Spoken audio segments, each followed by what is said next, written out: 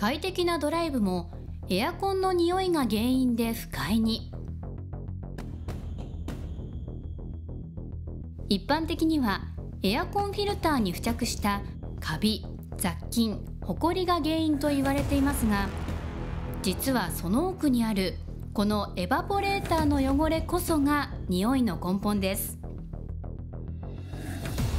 フィルターだけの交換や吹き出し口用のクリーナーでは匂いの原因を完全に取り除くことはできません。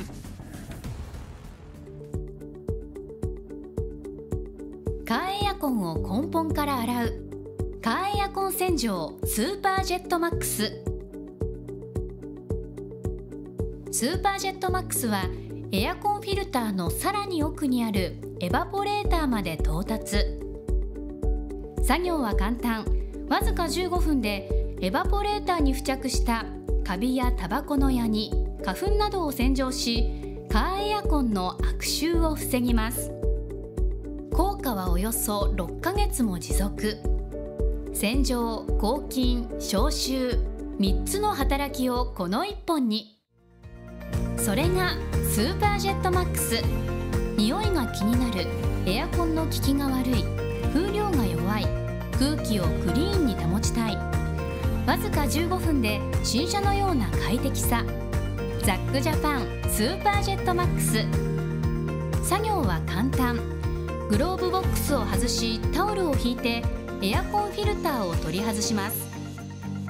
エンジンスタート。エアコンは内気循環で足元に送風。風量はマックスに。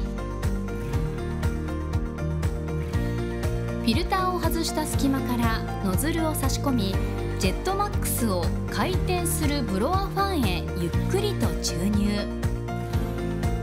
液剤の注入が終わったらアイドリング。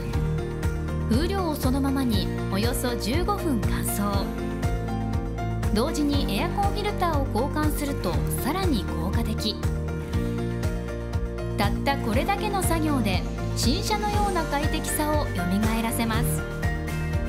スーパージェットマックスはわずか15分でエバポレーターに付着したカビやタバコのヤニ、花粉などを洗浄し、カーエアコンの悪臭を防ぎます。1本で2台分使用できます。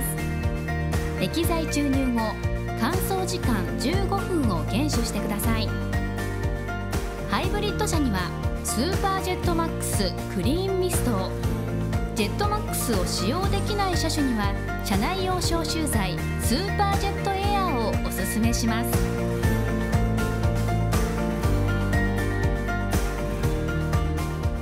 ジェットマックスが快適なカーライフをよみがえらせます。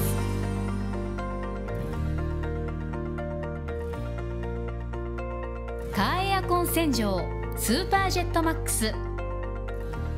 ぜひその効果をお試しください。